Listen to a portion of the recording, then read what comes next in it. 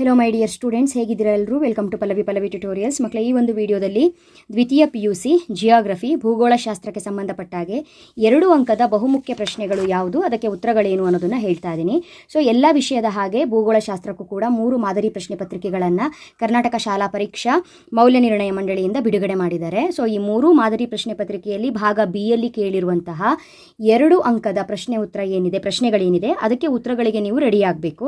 ಅಲ್ಲಿರುವಂತಹ 2 ಅಂಕದ ಎಲ್ಲ ಪ್ರಶ್ನೆಗಳು ಬಹುಮುಖ್ಯವಾಗಿರುತ್ತೆ. ಆದರೆ ನಿಮಗೆ ಗೊತ್ತಿದೆ, ಕೊಟ್ಟಿರುವಂತಹ ಪ್ರಶ್ನೆಗಳು 8 ಅಂತ ಹೇಳಿದ್ರೆ ಭಾಗ B ಯಲ್ಲಿ 2 ಅಂಕದ ಪ್ರಶ್ನೆಗಳನ್ನ 8 ಕೇಳಿದರೆ ಈ 8 ಪ್ರಶ್ನೆಯಲ್ಲಿ ಕೇವಲ ನೀವು 5 ಪ್ರಶ್ನೆಗಳಿಗೆ ಮಾತ್ರ ಉತ್ತರವನ್ನು ಬರೀಬೇಕು.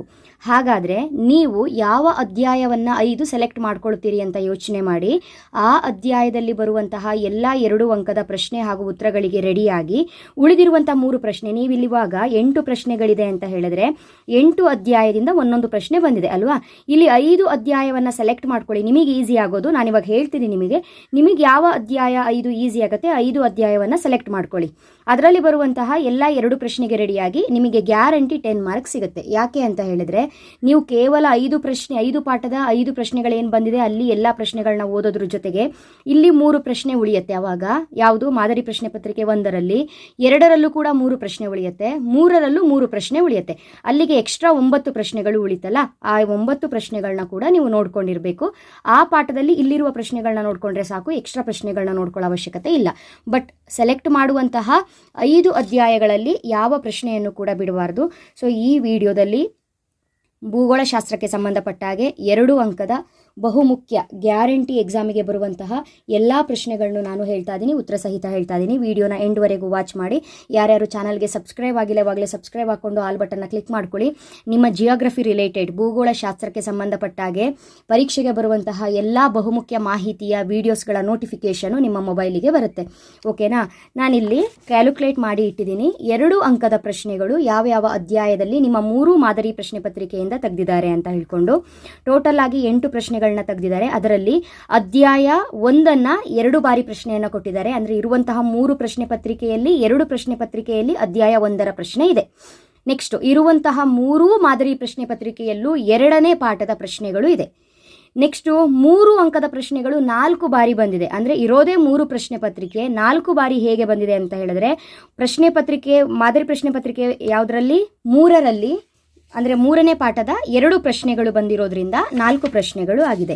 ಅದೇ ರೀತಿಯಾಗಿ 4ನೇ ಪಾಠದ ಪ್ರಶ್ನೆಗಳು 2 ಕಡೆ ಬಂದಿದೆ, 7ನೇ ಪಾಠದ ಪ್ರಶ್ನೆಗಳು 3 ಕಡೆ ಬಂದಿದೆ, 11ನೇ ಪಾಠ 2 ಕಡೆ ಬಂದಿದೆ, ಹಾಗೂ 5 ಮತ್ತು 9ನೇ ಅಧ್ಯಾಯವನ್ನು ಕವರ್ ಮಾಡಿದ್ದಾರೆ. ಅಲ್ಲಿಗೆ ನೀವು ಓದ್ಕೊಳ್ಬೇಕಾಗಿರುವಂತಹ ಪ್ರಶ್ನೆಗಳು ಯಾವ್ಯಾವ ಅಧ್ಯಾಯ ಓದ್ಕೊಳ್ಬೇಕು 2 ಅಂಕಕ್ಕೆ: ಅಧ್ಯಾಯ 1, ಅಧ್ಯಾಯ 2, ಅಧ್ಯಾಯ 3, ಅಧ್ಯಾಯ 4, ಅಧ್ಯಾಯ 7, ಅಧ್ಯಾಯ 11. ನೋಡಿ, ಈ 3 ಇಲ್ಲಿ 5. ಇದರಲ್ಲಿ ನೀವು ಒಂದು ಅಧ್ಯಾಯದಲ್ಲಿ ಇಲ್ಲಿ 5 ಅಧ್ಯಾಯವನ್ನು ಕರೆಕ್ಟಾಗಿ ಓದ್ಕೊಂಡ್ರೂ ಸಾಕು. ಇಲ್ಲಿ ನಿಮಗೆ 6 ಅಧ್ಯಾಯಗಳಾಯಿತು. ಇದರಲ್ಲಿ ನೀವು ಯಾವುದು ಸೆಲೆಕ್ಟ್ ಮಾಡ್ಕೊಳ್ತೀರಿ ಅದು ನಿಮಗೆ ಬಿಟ್ಟಿದ್ದು. ಸೆಲೆಕ್ಟ್ ಮಾಡ್ಕೊಳ್ಳುವಂತಹ ಅಧ್ಯಾಯದಲ್ಲಿ ಎಲ್ಲ ಪ್ರಶ್ನೆಗಳಿಗೂ ನೀವು ರೆಡಿ ಆಗಬೇಕು. ನಾನಿವಾಗ ಇಲ್ಲಿರುವಂತಹ ಅಧ್ಯಾಯ 1, ಅಧ್ಯಾಯ 2, 3, 4, 7, 11 ಒಟ್ಟು ಈ 6 ಅಧ್ಯಾಯಗಳಲ್ಲಿ ಬರುವಂತಹ 2 ಅಂಕದ ಬಹುಮುಖ್ಯ ಪ್ರಶ್ನೆ, ಅದು ಎಕ್ಸಾಮಿಗೆ ಕೇಳುವಂಥದ್ದೇ ಬಹುಮುಖ್ಯ ಪ್ರಶ್ನೆನೇ, ಉತ್ತರ ಸಹಿತ ಹೇಳ್ತೀನಿ. ಆ ನಂತರ 5, 9 ಕೂಡ ನಾವು ಟಚ್ ಮಾಡ್ತೀವಿ. ಕಾರಣ ಏನು ಅಂತ ಹೇಳಿದ್ರೆ ನಾನು ಆಲ್ರೆಡಿ ಹೇಳಿದ್ನಲ್ಲ, ಕೊಟ್ಟಿರುವಂತಹ 8 ಪ್ರಶ್ನೆಗಳಲ್ಲಿ 5 ಅಧ್ಯಾಯದ ಪ್ರಶ್ನೆ ಹೋದರೆ ಇನ್ನು 3 ಉಳಿಯುತ್ತೆ ಅಂತ ಅಂದಾಗಲೇ ಈ 2 ಪಾಠಗಳು ಎಕ್ಸ್ಟ್ರಾ ಸಿಗುವಂಥದ್ದು. ಸೊ ಇದರಲ್ಲಿ ನಿಮ್ಮ ಮಾದರಿ ಪ್ರಶ್ನೆ ಪತ್ರಿಕೆಯಲ್ಲಿ ಏನು ಪ್ರಶ್ನೆ ಬಂದಿದೆ ಅದಕ್ಕೆ ಉತ್ತರವನ್ನು ಹೇಳ್ತೀನಿ. ಸೊ ಇವಾಗ ಅಧ್ಯಾಯ 1ರಲ್ಲಿ 2 ಅಂಕಕ್ಕೆ ಓದುವಂತಹ ಬಹುಮುಖ್ಯ ಪ್ರಶ್ನೆಗಳು ಹಾಗೂ ಉತ್ತರ. ಮಾನವ ಭೂಗೋಳಶಾಸ್ತ್ರದ ಅರ್ಥ, ಕ್ಷೇತ್ರ ಮತ್ತು ವ್ಯಾಪ್ತಿ. ಇಲ್ಲಿ ಕೊಡುವಂಥ ಪ್ರಶ್ನೆಗಳು ನೋಡ್ಕೊಳ್ಳಿ. ಭೂಗೋಳಶಾಸ್ತ್ರದ 2 ಮುಖ್ಯ ವಿಭಾಗಗಳನ್ನು ಹೆಸರಿಸಿ ಅಂತ ಕೇಳ್ತಾರೆ. ಪ್ರಾಕೃತಿಕ ಭೂಗೋಳಶಾಸ್ತ್ರ, ಮಾನವ ಭೂಗೋಳಶಾಸ್ತ್ರ. ಮಾನವ ಭೂಗೋಳಶಾಸ್ತ್ರದ ಪಿತಾಮಹನಾರು ಅಂತ 1 ಅಂಕಕ್ಕೆ ಕೇಳಬಹುದು. ಸೊ 2 ಅಂಕದ ಪ್ರಶ್ನೆಗಳಾದರೂ ಕೂಡ ಇಲ್ಲಿ ಈ ಒಂದು ಪ್ರಶ್ನೆ ಬಹುಮುಖ್ಯವಾಗಿರೋದ್ರಿಂದ ಮಧ್ಯದಲ್ಲಿ ನಾನು ಆ್ಯಡ್ ಮಾಡಿದ್ದೀನಿ. ಮಾನವ ಭೂಗೋಳಶಾಸ್ತ್ರದ ಪಿತಾಮಹ ಫ್ರಿಡ್ರಿಚ್ ರ್ಯಾಟ್ಜೆಲ್. ಓಕೆನಾ? ನೆಕ್ಸ್ಟು 2 ಅಂಕಕ್ಕೆ ಕೇಳುವಂತಹ ಬಹುಮುಖ್ಯ ಪ್ರಶ್ನೆ ನಿಮ್ಮ ಮಾದರಿ ಪ್ರಶ್ನೆ ಪತ್ರಿಕೆಯಲ್ಲೇ ಕೇಳಿರುವಂಥದ್ದು. ವಸತಿ ಭೂಗೋಳಶಾಸ್ತ್ರದ ಯಾವುದಾದರೂ 2 ಮೂಲಾಂಶಗಳನ್ನು ತಿಳಿಸಿ. ಇದಕ್ಕೆ ಉತ್ತರ ವಸತಿಗಳ ಹಂಚಿಕೆ, ವಸತಿಗಳ ಸ್ಥಾನ, ಸ್ವರೂಪ, ಕಾರ್ಯ. ನೆಕ್ಸ್ಟು ಇಲ್ಲಿ ರಾಜಕೀಯ ಭೂಗೋಳಶಾಸ್ತ್ರದ ಯಾವುದಾದರೂ 2 ಮೂಲಾಂಶಗಳನ್ನು ತಿಳಿಸಿ ಅಂತ ಕೇಳಿದ್ದಾರೆ. ಇದಕ್ಕೆ ನೀವು ಉತ್ತರ ರಾಜ್ಯ, ರಾಷ್ಟ್ರಗಳ ಸ್ಥಾನ, ಗಡಿರೇಖೆ, ಆಡಳಿತ ವ್ಯವಸ್ಥೆ ಯಾವುದಾದ್ರೂ ಪಾಯಿಂಟನ್ನು ಬರೀಬಹುದು. ಈ ಪಾಯಿಂಟ್ ನಿಮಗೆ ಎಲ್ಲಿ ಸಿಗುತ್ತೆ ಅಂತ ಹೇಳಿದ್ರೆ, ನೀವೇನು ರಾಜಕೀಯ ಭೂಗೋಳಶಾಸ್ತ್ರ ಅಂತ ಹೇಳಿದ್ರೆ ಏನು ಅರ್ಥವನ್ನು ಓದ್ಕೊಂಡಿರ್ತೀರಲ್ಲ ಅದರಲ್ಲೇ ಸಿಗುತ್ತೆ. ಸೊ ನೋಡಿ, ಮಾನವ ಭೂಗೋಳಶಾಸ್ತ್ರ, ರಾಜಕೀಯ ಭೂಗೋಳಶಾಸ್ತ್ರ, ಸಾಂಸ್ಕೃತಿಕ, ಆರ್ಥಿಕ, ಈ 4 ಭೂಗೋಳಶಾಸ್ತ್ರದ ಅರ್ಥವನ್ನು ನೋಡಿಟ್ಕೊಳ್ಳಿ. 2 ಅಂಕಕ್ಕೆ ಕೇಳುವಂತಹ ಚಾನ್ಸಸ್ಸು ತುಂಬಾ ಇದೆ. ಮಾನವ ಭೂಗೋಳಶಾಸ್ತ್ರ ಎಂದರೇನು? ಅವಿರತ ಮಾನವ ಮತ್ತು ಅಸ್ಥಿರ ಭೂಮಿ ಇವುಗಳ ಸಂಬಂಧವನ್ನು ಅಭ್ಯಸಿಸುವ ಶಾಸ್ತ್ರ ಮಾನವ ಭೂಗೋಳಶಾಸ್ತ್ರ. ರಾಜಕೀಯ ಭೂಗೋಳಶಾಸ್ತ್ರ ಅಂತ ಹೇಳಿದರೆ ರಾಜ್ಯ, ರಾಷ್ಟ್ರಗಳ ಸ್ಥಾನ, ಗಡಿರೇಖೆಗಳು, ಆಡಳಿತ ವ್ಯವಸ್ಥೆ ಇತ್ಯಾದಿಗಳ ಬಗ್ಗೆ ಅಧ್ಯಯನ ಮಾಡುವುದು ರಾಜಕೀಯ ಭೂಗೋಳಶಾಸ್ತ್ರ. ಸಾಂಸ್ಕೃತಿಕ ಭೂಗೋಳಶಾಸ್ತ್ರ ಅಂತ ಹೇಳಿದರೆ ಸಂಸ್ಕೃತಿ, ಧರ್ಮ, ಭಾಷೆ, ಆರ್ಥಿಕತೆ, ಸರ್ಕಾರ ಮೊದಲಾದವುಗಳ ಪ್ರಾದೇಶಿಕ ವ್ಯವಸ್ಥೆಯ ಅಧ್ಯಯನವೇ ಸಾಂಸ್ಕೃತಿಕ ಭೂಗೋಳಶಾಸ್ತ್ರ. ಆರ್ಥಿಕ ಭೂಗೋಳಶಾಸ್ತ್ರ ಅಂತ ಹೇಳಿದರೆ ಕೃಷಿ, ಮೀನುಗಾರಿಕೆ, ಬೇಟೆಗಾರಿಕೆ, ಪಶುಪಾಲನೆ, ಕೈಗಾರಿಕೆ, ವ್ಯಾಪಾರ ಮುಂತಾದ ಚಟುವಟಿಕೆಗಳ ಅಧ್ಯಯನ. ಈಗ ನೀವೇನು ಮಾಡಬೇಕು ಅಂತ ಹೇಳಿದ್ರೆ, ನಿಮಗೇನಾದರೂ ಮಾನವ ಭೂಗೋಳಶಾಸ್ತ್ರ ಅಂತ ಕೇಳಲಿಲ್ಲ, ಅದರ ಮೂಲಾಂಶಗಳು ಕೇಳಿದ್ರು ಅಂತ ಹೇಳಿದ್ರೆ, ಅಥವಾ ರಾಜಕೀಯ ಭೂಗೋಳಶಾಸ್ತ್ರ ಕೇಳಿದ್ರೆ ಅದರ ನಿಮಗೆ ಮೂಲಾಂಶಗಳನ್ನ ಕೇಳಿದ್ರೆ ಅರ್ಥದಲ್ಲೇ ನಿಮಗೆ 2 ಪಾಯಿಂಟ್ ಸಿಗುತ್ತೆ. ಆ ಪಾಯಿಂಟ್ಗಳನ್ನೇ ಬರೆದಿಟ್ಟು ಬಂದರೆ ಆಯಿತು ಮಕ್ಕಳೇ. ಇದಿಷ್ಟು ಅಧ್ಯಾಯ 1ಕ್ಕೆ ಸಂಬಂಧಪಟ್ಟಾಗೆ 2 ಅಂಕಕ್ಕೆ ಬಹುಮುಖ್ಯ ಪ್ರಶ್ನೆಗಳು ಅಷ್ಟೇ. ನೆಕ್ಸ್ಟು ಅಧ್ಯಾಯ 2ಕ್ಕೆ ಸಂಬಂಧಪಟ್ಟಾಗೆ 2 ಅಂಕದ ಬಹುಮುಖ್ಯ ಪ್ರಶ್ನೆಗಳು. ಇಲ್ಲಿ ಇಂಪಾರ್ಟೆಂಟ್ ಅಂತ ಏನು ಹಾಕಿದ್ದೀನಿ, ಇದು ನಿಮ್ಮ ಮಾದರಿ ಪ್ರಶ್ನೆ ಪತ್ರಿಕೆಯಲ್ಲಿರುವಂತಹ ಪ್ರಶ್ನೆ, ಹಾಗಾಗಿ ಅದಕ್ಕೆ ಬಹುಮುಖ್ಯ ಅಂತ ಆಗಿರೋದು. ಸ್ವಾಭಾವಿಕ ಜನಸಂಖ್ಯಾ ಬೆಳವಣಿಗೆ ಹಾಗೂ ನಿವ್ವಳ ಜನಸಂಖ್ಯಾ ಬೆಳವಣಿಗೆಗಳ ಅಂತರವೇನು ಅಂತ ಪ್ರಶ್ನೆಯನ್ನು ಕೇಳಿದ್ದಾರೆ. ನೀವು ಇದಕ್ಕೆ ಉತ್ತರವನ್ನು ಬರೆಯುವಾಗ ಕರೆಕ್ಟಾಗಿ ನೋಡ್ಕೊಳ್ಳಿ, ಅಲ್ಲಿ 2 ಪಾಯಿಂಟ್ ಅಷ್ಟೇ, ಇದು ತುಂಬ ಇಂಪಾರ್ಟೆಂಟು. ಜನಸಂಖ್ಯಾ ಸ್ವಾಭಾವಿಕ ಬೆಳವಣಿಗೆ ಅಂತ ಹೇಳಿದ್ರೆ ಜನನ ಮೈನಸ್ ಮರಣ. ಜನಸಂಖ್ಯಾ ಸ್ವಾಭಾವಿಕ ಬೆಳವಣಿಗೆ ಅಂತ ಹೇಳಿದರೆ ಜನನ ಮೈನಸ್ ಮರಣ. ನಿವ್ವಳ ಜನಸಂಖ್ಯಾ ಬೆಳವಣಿಗೆ ಅಂತ ಹೇಳಿದ್ರೆ ಜನನ ಮೈನಸ್ ಮರಣ ಪ್ಲಸ್ ಒಳವಲಸೆ, ಆಮೇಲೆ ಮೈನಸ್ ಹೊರವಲಸೆ. ಓಕೆ, ಎಲ್ಲ ಕಲ್ತ್ಕೊಳ್ತೀರಲ್ಲ, ಇದು ಇಂಪಾರ್ಟೆಂಟು. ಇನ್ನೊಂದು ಮಾದರಿ ಪ್ರಶ್ನೆ ಪತ್ರಿಕೆಯಲ್ಲಿ ಬಂದಿರುವಂಥ ಪ್ರಶ್ನೆ, ಜನಸಂಖ್ಯಾ ಬೆಳವಣಿಗೆಯ ಘಟಕಗಳನ್ನು ಬರೆಯಿರಿ ಅಂತ ಕೇಳಿದ್ದಾರೆ. ಜನಸಂಖ್ಯಾ ಬೆಳವಣಿಗೆಯ ಘಟಕಗಳೆಂದರೆ ಜನನ ಪ್ರಮಾಣ, ಮರಣ ಪ್ರಮಾಣ, ವಲಸೆ. ಜನನ ಪ್ರಮಾಣ, ಮರಣ ಪ್ರಮಾಣ, ವಲಸೆ. ನೋಡ್ಕೊಳ್ತೀರಲ್ಲ, ಇದು 2 ಇಂಪಾರ್ಟೆಂಟು. ಇದೇ ಅಧ್ಯಾಯದಲ್ಲಿ 2 ಅಂಕಕ್ಕೆ ಅತಿ ಹೆಚ್ಚು ಪ್ರಶ್ನೆಗಳು ಬರೋದ್ರಿಂದ ಕಡಿಮೆ ಜನಸಂಖ್ಯಾ ಬೆಳವಣಿಗೆ ದರ ಕಂಡುಬರುವಂತಹ 4 ರಾಷ್ಟ್ರಗಳನ್ನು ಹೆಸರಿಸಿ ಅಂತ ಕೇಳಬಹುದು. ಕಡಿಮೆ ಜನಸಂಖ್ಯಾ ಬೆಳವಣಿಗೆ ದರ ಅಂದರೆ ಅತಿ ಹೆಚ್ಚು ಕಡಿಮೆ ಜನಸಂಖ್ಯೆಯನ್ನು ಹೊಂದಿರುವಂತಹ ರಾಷ್ಟ್ರಗಳು ಯಾವುದು? ಅಭಿವೃದ್ಧಿ ಹೊಂದಿದ ರಾಷ್ಟ್ರಗಳಾದ ಬ್ರಿಟನ್, ಬೆಲ್ಜಿಯಂ, ರಷ್ಯಾ, ಜಪಾನ್ ಮತ್ತು ಆಸ್ಟ್ರೇಲಿಯಾಗಳಲ್ಲಿ ಜನಸಂಖ್ಯಾ ಬೆಳವಣಿಗೆಯ ದರ ಅತಿ ಕಡಿಮೆ ಕಂಡುಬರುತ್ತದೆ. ನೀವೇನು ನೆನ್ಪಿಟ್ಕೊಳ್ಳಿ, ಜನಸಂಖ್ಯಾ ಬೆಳವಣಿಗೆ ದರ ಎಲ್ಲಿ ಕಡಿಮೆ ಇದೆ ಅಂತ ಹೇಳಿದ್ರೆ ಅಭಿವೃದ್ಧಿ ಹೊಂದಿದ ರಾಷ್ಟ್ರಗಳಲ್ಲಿ. ಅಭಿವೃದ್ಧಿ ಹೊಂದಿದ ರಾಷ್ಟ್ರ ಅಂತ ಹೇಳಿದ್ರೆ ನೀವು ರಷ್ಯಾ ಮತ್ತು ಜಪಾನನ್ನು ಬರಿಬಹುದು. ಓಕೆನಾ? ನೆಕ್ಸ್ಟು, ಶೀಘ್ರ ಜನಸಂಖ್ಯಾ ಬೆಳವಣಿಗೆಗೆ 2 ಕಾರಣಗಳನ್ನು ಕೊಡಿ ಅಂತ ಕೇಳಬಹುದು. ಶೀಘ್ರ ಜನಸಂಖ್ಯಾ ಬೆಳವಣಿಗೆಗೆ 2 ಕಾರಣಗಳೆಂದರೆ, 1 ಅಧಿಕ ಜನನ ಪ್ರಮಾಣ, 2ನೇದು ಕಡಿಮೆ ಮರಣ ಪ್ರಮಾಣ. ಜನನ ಪ್ರಮಾಣ ಹೆಚ್ಚು, ಜನನ ಜಾಸ್ತಿ ಆಗ್ತಾ ಇದೆ, ಮರಣದ ಸಂಖ್ಯೆ ಕಡಿಮೆ ಆಗ್ತಾ ಇದೆ. ಮರಣ ಸಂಖ್ಯೆ ಕಡಿಮೆಯಾಗಿ ಜನನ ಸಂಖ್ಯೆ ಜಾಸ್ತಿ ಆದಾಗ ಜನಸಂಖ್ಯೆ ಶೀಘ್ರವಾಗಿ ಬೆಳವಣಿಗೆ ಆಗುತ್ತೆ. ಹಾಗಾಗಿ ಅದು 2 ಬಹುಮುಖ್ಯ ಕಾರಣ. ಹಾಗೆ ಕಡಿಮೆ ಜನಸಂಖ್ಯೆ ಹೊಂದಿದ ರಾಷ್ಟ್ರಗಳು, ಅಭಿವೃದ್ಧಿ ಹೊಂದಿದ ರಾಷ್ಟ್ರಗಳು ರಷ್ಯಾ ಮತ್ತು ಜಪಾನ್ ಅಂತ ಬರೀತೀರಿ. ಅದೇ ರೀತಿ ಪ್ರಶ್ನೆಯನ್ನು ಉಲ್ಟಾ ಮಾಡಿ ಕೂಡ ಕೇಳಬಹುದಲ್ಲ, ಪ್ರಪಂಚದ ಅಧಿಕ ಜನಸಂಖ್ಯಾ ಬೆಳವಣಿಗೆ ದರ ಹೊಂದಿರುವಂತಹ ಖಂಡಗಳನ್ನು ಬರೆಯಿರಿ ಅಥವಾ ರಾಷ್ಟ್ರಗಳನ್ನು ಬರೆಯಿರಿ ಅಂತ ಕೇಳಬಹುದು. 2 ಖಂಡಗಳು ಅತ್ಯಧಿಕ ಹೆಚ್ಚು ಜನಸಂಖ್ಯೆ ದರವನ್ನು ಹೊಂದಿರುವಂತಹ ಖಂಡಗಳು ಅಂತ ಹೇಳಿದ್ರೆ ಏಷ್ಯಾ, 2ನೇದು ಆಫ್ರಿಕಾ. ನೋಡಿ, ವಲಸೆಗೆ 2 ಕಾರಣಗಳನ್ನು ಕೊಡಿ ಅಂತ ಕೇಳಬಹುದು. ಎಲ್ಲ ಕಾರಣಗಳನ್ನು ಕೇಳುವಂಥ ಚಾನ್ಸಸ್ ಇರುತ್ತೆ. ವಲಸೆಗೆ ಕಾರಣ ಏನು? ಮೊದಲನೇ ಕಾರಣ ಜನರ ಉತ್ತಮ ಆರ್ಥಿಕ ಸ್ಥಿತಿ. ಜನರ ಉತ್ತಮ ಆರ್ಥಿಕ ಸ್ಥಿತಿ. 2ನೇದು ಸಾಮಾಜಿಕ ಅನುಕೂಲತೆ. ಸಾಮಾಜಿಕ ಅನುಕೂಲತೆಗಾಗಿ ವಲಸೆ ಹೋಗುತ್ತಾರೆ. ಆಯಿತಾ? ನೆಕ್ಸ್ಟು ಪ್ರಶ್ನೆಯನ್ನು ಸ್ವಲ್ಪ ಬೇರೆ ರೀತಿಯಾಗಿ ಕೇಳಬಹುದು. ವಲಸೆಗೆ ಅಥವಾ ವಲಸೆಯ ಮೇಲೆ ಪ್ರಭಾವ ಬೀರುವ 2 ಅಂಶಗಳು ಯಾವುದು ಕೇಳಬಹುದು. ವಲಸೆಗೆ ಹೋಗುವಂತೆ ಪ್ರೇರೇಪಣೆ ನೀಡುವಂಥದ್ದು ಅಥವಾ ವಲಸೆಗೆ ಹೋಗಬೇಕು ಅನ್ನುವಂತಹ ಒಂದು ಮನಸ್ಥಿತಿ ಬರೋದಕ್ಕೆ ಕಾರಣ ಏನು ಅಂತ ಹೇಳಿದ್ರೆ ತಳ್ಳಲ್ಪಡುವ ಅಂಶಗಳು, ಸೆಳೆಯಲ್ಪಡುವ ಅಂಶಗಳು. ಇದು 2 ಪಾಯಿಂಟು ನೆನ್ಪಿಟ್ಕೊಳ್ಳಿ. ಹಾಗಾದರೆ ವಲಸೆಯ ಪ್ರಕಾರಗಳು ಯಾವುದು ಕೇಳಬಹುದು. ವಲಸೆಗೆ ಕಾರಣಗಳೇ ಬೇರೆ, ವಲಸೆಯ ಪ್ರಕಾರಗಳೇ ಬೇರೆ. ವಲಸೆಗೆ ಕಾರಣ ಎರಡು ಗೊತ್ತಾಯಿತು, ಜನರ ಉತ್ತಮ ಆರ್ಥಿಕ ಸ್ಥಿತಿ, ಸಾಮಾಜಿಕ ಅನುಕೂಲತೆಗಾಗಿ. ವಲಸೆಯ ಪ್ರಕಾರಗಳು ಆಂತರಿಕ ವಲಸೆ, ಅಂತಾರಾಷ್ಟ್ರೀಯ ವಲಸೆ. ನಿಮಗೆ ಪ್ರಪಂಚದಲ್ಲಿ ಅತಿ ಕಡಿಮೆ ಜನಸಾಂದ್ರತೆ ಇರುವಂತಹ ಪ್ರದೇಶಗಳು ಯಾವುದು ಕೇಳ್ಬೋದು. ಯಾವ ಕಾರಣಕ್ಕಾಗಿ ಜನರು ಒಂದು ಪ್ರದೇಶದಲ್ಲಿ ಕಡಿಮೆ ವಾಸ ಮಾಡ್ತಾರೆ ಅಂತ ಹೇಳಿದ್ರೆ ಅಲ್ಲಿ ಯಾವುದು ಆ ಪ್ರದೇಶ ಅಂತ ಕೇಳಿದರೆ ದಕ್ಷಿಣ ಹಾಗೂ ಉತ್ತರ ಧ್ರುವ ಪ್ರದೇಶ ಅಂತ ಬರೀರಿ, ಹಾಗೂ ಉಷ್ಣ ಹಾಗೂ ಶೀತ ಮರುಭೂಮಿ ಅಂತ ಬರೀರಿ. ಉಷ್ಣ ಜಾಸ್ತಿ ಇದ್ರೂ ಕೂಡ ಅಲ್ಲಿ ಕಷ್ಟ ಜೀವನ ಮಾಡೋದು, ಶೀತ ಇದ್ರೂ ಕೂಡ ಕಷ್ಟ. ದಕ್ಷಿಣ ಹಾಗೂ ಉತ್ತರ ಧ್ರುವದಲ್ಲಿ ಅತಿ ಕಡಿಮೆ ಜನಸಾಂದ್ರತೆ ಇರುತ್ತೆ. ಅದೆರಡು ಪಾಯಿಂಟು ನೆನ್ಪಿಟ್ಕೊಳ್ಳಿ. ಹಾಗಾದರೆ ಜನಸಂಖ್ಯೆಯನ್ನು ನಿಯಂತ್ರಣ ಮಾಡೋದಕ್ಕೆ ಯಾವುದಾದ್ರೂ ಕ್ರಮಗಳನ್ನು ಬರೆಯಿರಿ ಅಂತ ಕೇಳ್ಬೋದು. ಎರಡು ಕ್ರಮಗಳು. ಒಂದು ಕುಟುಂಬ ಯೋಜನೆ ಕಾರ್ಯಕ್ರಮ ಅಂತ ಬರೀರಿ, ಕುಟುಂಬ ಯೋಜನೆ ಕಾರ್ಯಕ್ರಮ ಅಂತ ಬರೀರಿ. ಇನ್ನೊಂದು ಮಹಿಳೆಯರ ಸ್ಥಾನಮಾನ ಅಧಿಕಗೊಳಿಸುವುದು ಅಂತ ಬರೀರಿ, ಮಹಿಳೆಯರ ಸ್ಥಾನಮಾನ ಅಧಿಕಗೊಳಿಸುವುದು. ಅಥವಾ ಆರೋಗ್ಯ ಅಭಿವೃದ್ಧಿ, ಇಲ್ಲ ಬ್ರಹ್ಮಚರ್ಯ ಪಾಲನೆ, ಸ್ವಯಂ ನಿಯಂತ್ರಣ, ಈ ರೀತಿಯಾಗೂ ಕೂಡ ಬರೀಬಹುದು. ಯಾವುದಾದ್ರೂ ಎರಡು ಪಾಯಿಂಟನ್ನು ಬರೆದ್ರೆ ಸಾಕು. ನೆಕ್ಸ್ಟು ಈ ಅಧ್ಯಾಯದಲ್ಲಿ ಇನ್ನೊಂದು ಬಹುಮುಖ್ಯ ಪ್ರಶ್ನೆ ಪ್ರತಿ ಸಲ ಬಂದಿರೋದು ಯಾವುದು ಅಂತ ಹೇಳಿದ್ರೆ ಮಾನವ ಅಭಿವೃದ್ಧಿ ಸೂಚ್ಯಾಂಕದ ಪ್ರಮುಖ ಘಟಕಗಳನ್ನು ತಿಳಿಸಿರಿ ಅಂತ ಕೇಳಿದ್ದಾರೆ. ಮಾನವ ಅಭಿವೃದ್ಧಿ ಸೂಚ್ಯಾಂಕದ ಪ್ರಮುಖ ಘಟಕಗಳು ಆರೋಗ್ಯ, ಶಿಕ್ಷಣ, ಉತ್ತಮ ಜೀವನ ಮಟ್ಟ. ಓಕೆನಾ? ನೆಕ್ಸ್ಟು ಈಗ ಅಧ್ಯಾಯ 3 ನೀವು ಆಲ್ರೆಡಿ ನೋಡಿದ್ದೀರಿ. ಅಧ್ಯಾಯ 3ರಲ್ಲಿ 4 ಪ್ರಶ್ನೆಗಳು ಬಂದಿದೆ 3 ಮಾದರಿ ಪ್ರಶ್ನೆ ಪತ್ರಿಕೆಯಿಂದ. ಬಹುಮುಖ್ಯ ಪ್ರಶ್ನೆಗಳು ಈ ಒಂದು ಅಧ್ಯಾಯದಲ್ಲಿ ಗಣಿಗಾರಿಕೆಯ ವಿಧಗಳು ಯಾವುವು? ಗಣಿಗಾರಿಕೆಯ ವಿಧಗಳು ತೆರೆದ ಗಣ ವಿಧಾನ, ಆಂತರಿಕ ವಿಧಾನ, ಸುರಂಗ ವಿಧಾನ. ನೆಕ್ಸ್ಟು ದ್ವಿತೀಯ ಉದ್ಯೋಗಗಳ ಪ್ರಾಮುಖ್ಯತೆಯನ್ನು ವಿವರಿಸಿ ಅಂತ ಕೇಳ್ತಾರೆ. ಈ ಒಂದು ಪ್ರಶ್ನೆಯನ್ನು ಬೇರೆ ರೀತಿ ಹೇಗೆ ಕೇಳ್ಬೋದು ಅಂತ ಹೇಳಿದ್ರೆ ಕೈಗಾರಿಕೆಗಳ ಪ್ರಾಮುಖ್ಯತೆಯನ್ನು ತಿಳಿಸಿ ಅಂತ ಕೇಳ್ಬೋದು. ಕೈಗಾರಿಕೆಗಳ ಪ್ರಾಮುಖ್ಯತೆಯನ್ನು ತಿಳಿಸಿ ಅಂತ ಹೇಳಿದ್ರು ಕೂಡ ಇದೇ ಉತ್ತರ. ದ್ವಿತೀಯ ಉದ್ಯೋಗಗಳ ಪ್ರಾಮುಖ್ಯತೆಯನ್ನು ಬರೆಯಿರಿ ಅಂತ ಹೇಳಿದ್ರು ಕೂಡ ಇದೇ ಒಂದು ಉತ್ತರವನ್ನು ಬರೀಬೇಕು. ಇಲ್ಲಿ ನಿಮಗೆ ಯಾವುದು ಈಸಿ ಆಗುತ್ತೆ ಆ 2 ಪಾಯಿಂಟನ್ನು ನೀವು ಸೆಲೆಕ್ಟ್ ಮಾಡ್ಕೊಳ್ಳಿ. ನಾನಿಲ್ಲಿ ನಿಮಗೆ ಹೆಚ್ಚು ಉದ್ಯೋಗವನ್ನು ನೀಡುತ್ತವೆ 1 ಪಾಯಿಂಟು, ಹೆಚ್ಚು ಉದ್ಯೋಗವನ್ನು ನೀಡುತ್ತವೆ. ಕೈಗಾರಿಕೆಗಳು ಹೆಚ್ಚು ಪ್ರಮಾಣದ ರಾಷ್ಟ್ರೀಯ ಆದಾಯ ಮತ್ತು ವಿದೇಶಿ ವಿನಿಮಯವನ್ನು ನೀಡುತ್ತವೆ ಅಂತ ಬರೀರಿ. ನೆಕ್ಸ್ಟು ಮುಂದಿನ ಪ್ರಶ್ನೆ 2 ಪ್ರಶ್ನೆ ಆಯಿತು, ನೋಡ್ಕೊಳ್ಬೇಕು. ಈ ಅಧ್ಯಾಯದಲ್ಲಿ ನಾನು ಕೊಡುವಂತಹ ಎಲ್ಲ 2 ಅಂಕದ ಪ್ರಶ್ನೆಗಳು ಇಂಪಾರ್ಟೆಂಟು. 2 ಪ್ರಶ್ನೆ ಆಯಿತು. 3ನೇದು ಮೀನುಗಾರಿಕೆಯ ವಿಧಗಳಾವುವು?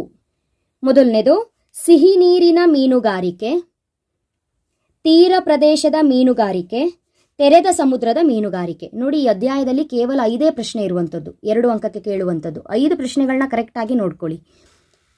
ಸಿಹಿ ನೀರಿನ ಮೀನುಗಾರಿಕೆ, ತೀರ ಪ್ರದೇಶದ ಮೀನುಗಾರಿಕೆ, ತೆರೆದ ಸಮುದ್ರದ ಮೀನುಗಾರಿಕೆ.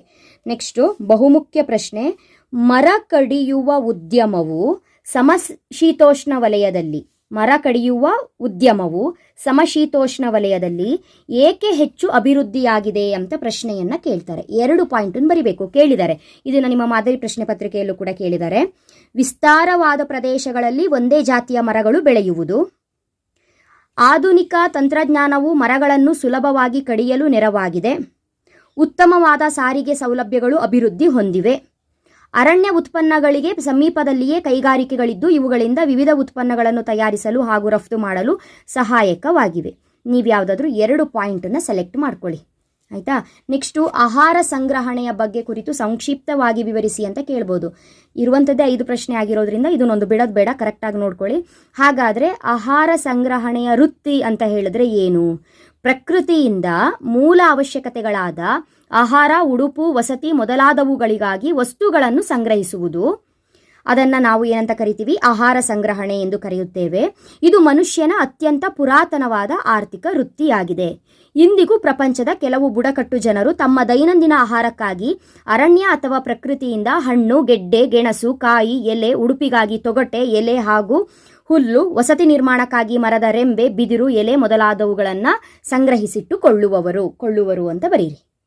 ಇವಾಗ ನಿಮಗೆ ಅಧ್ಯಾಯ 1 ಮುಗೀತು, ಅಧ್ಯಾಯ 2 ಮುಗೀತು, ಅಧ್ಯಾಯ 3 ಮುಗೀತು. ಈಗ ಅಧ್ಯಾಯ 4ರಲ್ಲೂ ಕೂಡ ಪ್ರಶ್ನೆಯನ್ನು ಕೇಳಿದ್ದಾರೆ. ಹಾಗಾಗಿ ಅಧ್ಯಾಯ 4ರಲ್ಲಿ ಬರುವಂತಹ 2 ಅಂಕದ ಬಹುಮುಖ್ಯ ಪ್ರಶ್ನೆ ಹಾಗೂ ಉತ್ತರಗಳು.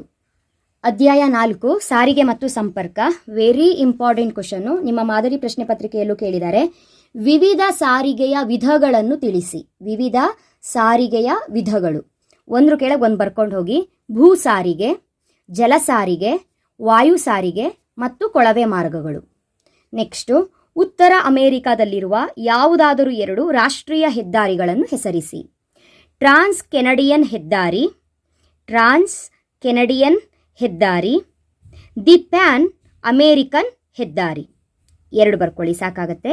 ನೆಕ್ಸ್ಟು ವಿಶ್ವದ 2 ಹಡಗು ಕಾಲುವೆಗಳನ್ನು ಹೆಸರಿಸಿ ಅಂತ ಪ್ರಶ್ನೆಯನ್ನು ಕೇಳಿದರೆ, ಹಡಗು ಕಾಲುವೆಗಳು, ವಿಶ್ವದ 2 ಹಡಗು ಕಾಲುವೆಗಳು ಯಾವುದು ಅಂತ ಹೇಳಿದ್ರೆ, ಸೂಯೆಜ್ ಕಾಲುವೆ ಮಾರ್ಗ, ಒಂದು ಸೂಯೆಜ್ ಕಾಲುವೆ ಮಾರ್ಗ, ಪನಾಮ ಕಾಲುವೆ ಮಾರ್ಗ, ಪನಾಮ. ಇದು 1 ಅಂಕಕ್ಕೂ ಕೂಡ ತುಂಬ ಇಂಪಾರ್ಟೆಂಟೇ. ವಿಶ್ವದ 2 ಹಡಗು ಕಾಲುವೆಗಳು ಸೂಯೆಜ್ ಕಾಲುವೆ ಮಾರ್ಗ, ಪನಾಮ ಕಾಲುವೆ ಮಾರ್ಗ. ನೆಕ್ಸ್ಟು 2 ಅಂತಾರಾಷ್ಟ್ರೀಯ ವಿಮಾನ ನಿಲ್ದಾಣಗಳು, ಎಲ್ಲಿದು? ದಕ್ಷಿಣ ಅಮೇರಿಕದ್ದು. 2 ಅಂತಾರಾಷ್ಟ್ರೀಯ ವಿಮಾನ ನಿಲ್ದಾಣಗಳು ಯಾವ್ದ್ಯಾವುದು ನೋಡಿ, ನಿಮಗೆ ಯಾವ್ದು ಈಸಿ ಆಗುತ್ತೋ ಅದನ್ನು ಬರ್ಕೊಳ್ಳಿ. ಬ್ರೆಸಿಲಿಯಾ ಒಂದು ಬರ್ಕೊಳ್ಬಹುದು, ಈಸಿಯಾಗಿ ನೆನಪಿರುತ್ತೆ. ಬ್ರೆಸಿಲಿಯಾ, ಸಾವೋಪೋಲು, ಬ್ರೆಸಿಲಿಯಾ ಮತ್ತು ಸಾವೋಪೋಲು. ನೆಕ್ಸ್ಟು ವಿಶ್ವದ ಯಾವುದಾದರೂ 2 ಆಂತರಿಕ ಜಲಮಾರ್ಗವನ್ನು ಹೆಸರಿಸಿ. ವಿಶ್ವದ ಯಾವುದಾದರೂ 2 ಆಂತರಿಕ ಜಲಮಾರ್ಗ ಅಂತ ಹೇಳಿದರೆ, ವೋಲ್ಗಾ ಒಳನಾಡಿನ ಸಾರಿಗೆ ಬರೀರಿ, ವೋಲ್ಗಾ ಒಳನಾಡಿನ ಸಾರಿಗೆ. ಇನ್ನೊಂದು ಪಂಚಮಹಾಸರೋವರ, ಪಂಚಮಹಾಸರೋವರ ಹಾಗೂ ಸೇಂಟ್ ಲಾರೆನ್ಸ್ ಒಳನಾಡಿನ ಜಲಮಾರ್ಗ. ಅದು ಬಿಟ್ಟು ನಿಮಗೆ ಯಾವುದಾದ್ರೂ ಈಸಿ ಆದರೆ ಬರ್ಕೊಳ್ಬಹುದು. ನೆಕ್ಸ್ಟು ಮೇನ್ ಇನ್ನೊಂದು ಕ್ವಶನ್ನು, ಆಧುನಿಕ ಸಂಪರ್ಕ ಮಾಧ್ಯಮಗಳು ಯಾವುದಾದರೂ 2 ಆಧುನಿಕ ಸಂಪರ್ಕ ಮಾಧ್ಯಮಗಳನ್ನು ಹೆಸರಿಸಿ ಅಂತ ಕೇಳ್ತಾರೆ. ಯಾವುದಾದ್ರೂ 2 ಬರೀರಿ. ದೂರದರ್ಶನ, ಉಪಗ್ರಹಗಳು, ಸೈಬರ್ ಸ್ಪೇಸ್, ಅಂತರ್ಜಾಲ, ಇಮೇಲ್. ಇದಿಷ್ಟರಲ್ಲಿ ಯಾವುದಾದ್ರೂ 2 ನೆನ್ಪಿಟ್ಕೊಳ್ಳಿ, ಯಾಕಂತ ಹೇಳಿದ್ರೆ ಸಂಪರ್ಕ ಮಾಧ್ಯಮಗಳ ಬಗ್ಗೆ ಪ್ರಶ್ನೆಗಳು ಜಾಸ್ತಿ ಬರುತ್ತೆ. ನೆಕ್ಸ್ಟು ನಿಮಗೆ 7ನೇ ಅಧ್ಯಾಯದಲ್ಲಿ ಬರುವಂತಹ 2 ಅಂಕದ ಬಹುಮುಖ್ಯ ಪ್ರಶ್ನೆಗಳು. ಮಳೆ ನೀರಿನ ಕೊಯ್ಲಿನ ಪ್ರಮುಖ ಉದ್ದೇಶ, ನೀರು ಸುಮ್ಮನೆ ವ್ಯರ್ಥವಾಗಿ ಹರಿದು ಹೋಗುವುದನ್ನು ತಡೆಯುವುದು, ಮೇಲ್ಮೈ ನೀರಿನ ಕೊರತೆಯನ್ನು ಹೋಗಲಾಡಿಸಲು, ಅಂತರ್ಜಲವು ಲವಣಯುಕ್ತವಾಗುವುದನ್ನು ತಡೆಯಲು, ಕೃಷಿ ಉತ್ಪಾದನೆಯನ್ನು ವೃದ್ಧಿಸಲು. 4ರಲ್ಲಿ 2 ಪಾಯಿಂಟನ್ನು ಬರೀಬಹುದು. ನೆಕ್ಸ್ಟು ಮಳೆ ನೀರು ಕೊಯ್ಲಿನ ತಂತ್ರಗಳನ್ನು ತಿಳಿಸಿರಿ ಅಂತ ಕೇಳಬಹುದು. ಯಾವುದಾದ್ರೂ 2 ತಂತ್ರವನ್ನು ಬರಿಬೇಕು. ಒಳಜಿನುಗು ಕುಳಿಗಳು, ಒಳಜಿನುಗು ಕುಳಿಗಳು, ಸಮೋನ್ನತ ದಿಣ್ಣೆಗಳು ಮತ್ತು ತಗ್ಗುಗಳು, ಮೇಲ್ಚಾವಣಿ ಮಳೆ ನೀರಿನ ಕೊಯ್ಲು. ಅಥವಾ ನೀವು ಸ್ವಸ್ಥಾನ ಪದ್ಧತಿ, ಪರಸ್ಥಾನ ಪದ್ಧತಿ ಅಂತ ಹೇಳ್ಕೊಂಡು 2 ಪಾಯಿಂಟನ್ನು ಬರೆದ್ಬಿಡಿ. ಮಳೆ ನೀರಿನ ಕೊಯ್ಲಿಗ ತಂತ್ರಗಳಿಗೆ ಸ್ವಸ್ಥಾನ ಪದ್ಧತಿ, ಪರಸ್ಥಾನ ಪದ್ಧತಿ ಅಂತ ಬರೀರಿ. ನೆಕ್ಸ್ಟು ಮಳೆ ನೀರು ಕೊಯ್ಲಿನ ಪ್ರಯೋಜನಗಳಾವುವು ಅಂತ ಕೇಳ್ತಾರೆ. ಬಹುಮುಖ್ಯ ಪ್ರಶ್ನೆ. ಮಳೆ ನೀರು ಕೊಯ್ಲಿನ ಪ್ರಯೋಜನ, ಅಂತರ್ಜಲ ಮಟ್ಟವನ್ನು ಹೆಚ್ಚಿಸುವುದು, ಭೂ ಸವೆತವನ್ನು ತಡೆಯುವುದು, ನೀರಿನ ಕೊರತೆಯನ್ನು ನೀಗಿಸುತ್ತದೆ, ಅಂತರ್ಜಲ ಮಾಲಿನ್ಯವನ್ನು ಮಿತಗೊಳಿಸುವುದು. ನೆಕ್ಸ್ಟು ಭಾರತದಲ್ಲಿ ಅಧಿಕ ಅರಣ್ಯ ಪ್ರದೇಶವನ್ನು ಹೊಂದಿದ 4 ರಾಜ್ಯಗಳು. ಭಾರತದಲ್ಲಿ ಅಧಿಕ ಅರಣ್ಯ ಪ್ರದೇಶವನ್ನು ಹೊಂದಿರುವಂತಹ 4 ರಾಜ್ಯಗಳು: ಮಧ್ಯಪ್ರದೇಶ, ಅರುಣಾಚಲ ಪ್ರದೇಶ, ಒಡಿಶಾ, ಮಹಾರಾಷ್ಟ್ರ. ನೆಕ್ಸ್ಟು ಭಾರತದಲ್ಲಿ ಕಡಿಮೆ ಅರಣ್ಯ ಪ್ರದೇಶವನ್ನು ಹೊಂದಿದ 2 ರಾಜ್ಯ. ಭಾರತದಲ್ಲಿ ಅಧಿಕ ಅರಣ್ಯ ಪ್ರದೇಶದ 2 ರಾಜ್ಯ ನೆನ್ಪಿಟ್ಕೊಳ್ಳಿ. ಕಡಿಮೆ ಅರಣ್ಯ ಪ್ರದೇಶವನ್ನು ಹೊಂದಿರುವಂಥ 2 ರಾಜ್ಯಗಳನ್ನ ನೆನ್ಪಿಟ್ಕೊಳ್ಳಿ: ಹರಿಯಾಣ, ಪಂಜಾಬ್. ಇನ್ನೊಂದು ಬಹುಮುಖ್ಯ ಪ್ರಶ್ನೆ, ವಿವಿಧೋದ್ದೇಶ ನದಿ ಕಣಿವೆ ಯೋಜನೆಯ ಉದ್ದೇಶಗಳನ್ನ ಕೇಳ್ತಾರೆ. ಪ್ರವಾಹವನ್ನು ತಡೆಗಟ್ಟುವುದು, ಜಲವಿದ್ಯುತ್ ಉತ್ಪಾದನೆ. ಇದು 2 ಪಾಯಿಂಟ್ ನಿಮಗೆ ನೆನಪಿರಲಿ. ಹಾಗೂ ಇನ್ನೊಂದು ಬಹುಮುಖ್ಯ ಪ್ರಶ್ನೆ ನಿಮಗೆ, ನೀರಾವರಿ ಅವಶ್ಯಕತೆಯ 4 ಕಾರಣಗಳನ್ನು ಬರೆಯಿರಿ ಅಂತ ಕೇಳಿದರೆ, ಅನಿಯಮಿತ ಮತ್ತು ಅನಿಶ್ಚಿತ ಮಳೆ ನೀರಾವರಿ ಅವಶ್ಯಕತೆಗೆ ಕಾರಣ, ಮಣ್ಣಿನ ವೈವಿಧ್ಯತೆ, ವಿಶೇಷ ಬೆಳೆಗಳನ್ನು ಬೆಳೆಯಲು, ಕೃಷಿ ಉತ್ಪಾದನೆ ಹೆಚ್ಚಿಸಲು.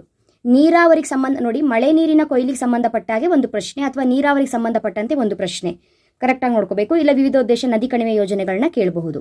ನೀರಾವರಿಯ ಪ್ರಧಾನ ಮೂಲಗಳು, ಇದು ನಿಮ್ಮ ಮಾದರಿ ಪ್ರಶ್ನೆ ಪತ್ರಿಕೆಯಲ್ಲೂ ಕೂಡ ಕೇಳಿದ್ದಾರೆ: ಬಾವಿಗಳು, ಕೆರೆಗಳು, ಕಾಲುವೆಗಳು. ಓಕೆನಾ? ನೆಕ್ಸ್ಟು ಈ ಒಂದು ಪ್ರಶ್ನೆ ಇಂಪಾರ್ಟೆಂಟು.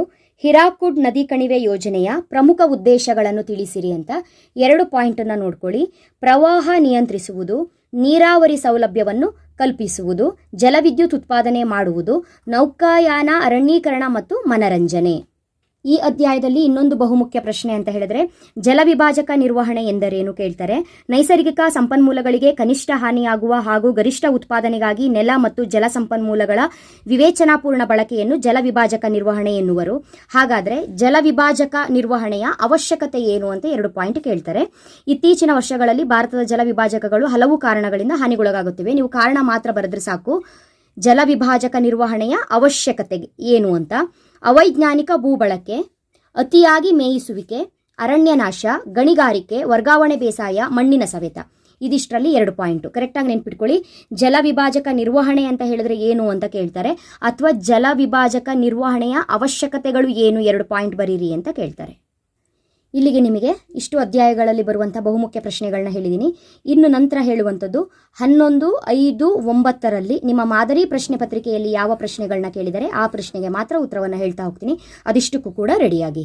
ಮಾದರಿ ಪ್ರಶ್ನೆ ಪತ್ರಿಕೆಯಲ್ಲಿ ಕೇಳಿರುವಂಥ ಪ್ರಶ್ನೆ ಇದು. ಟೆಲಿವಿಷನ್ ಉಪಯೋಗಗಳಾವು 2 ಪಾಯಿಂಟ್ ಯಾವುದಾದ್ರೂ ಬರೀರಿ. ನೋಡ್ಕೊಳ್ಳಿ ಇಲ್ಲಿ ಯಾವ ಪಾಯಿಂಟ್ ನಿಮಗೆ ಈಸಿ ಆಗುತ್ತೆ ಅದು ಬರೀರಿ. ಇದು ಅತ್ಯಂತ ಆಕರ್ಷಕ ಮನರಂಜನೆ ನೀಡುವ ಮಾಧ್ಯಮವಾಗಿದೆ. ಇದು ಪ್ರಕಟಣೆಗಳಿಂದ ಲಕ್ಷಾಂತರ ಜನರಿಗೆ ತಿಳುವಳಿಕೆ ನೀಡಬಹುದು. ಅಂತಾರಾಷ್ಟ್ರೀಯ ಮಟ್ಟದ ಮಾಹಿತಿಗಳನ್ನು ತಕ್ಷಣವೇ ನೋಡಬಹುದು. ಓಕೆನಾ.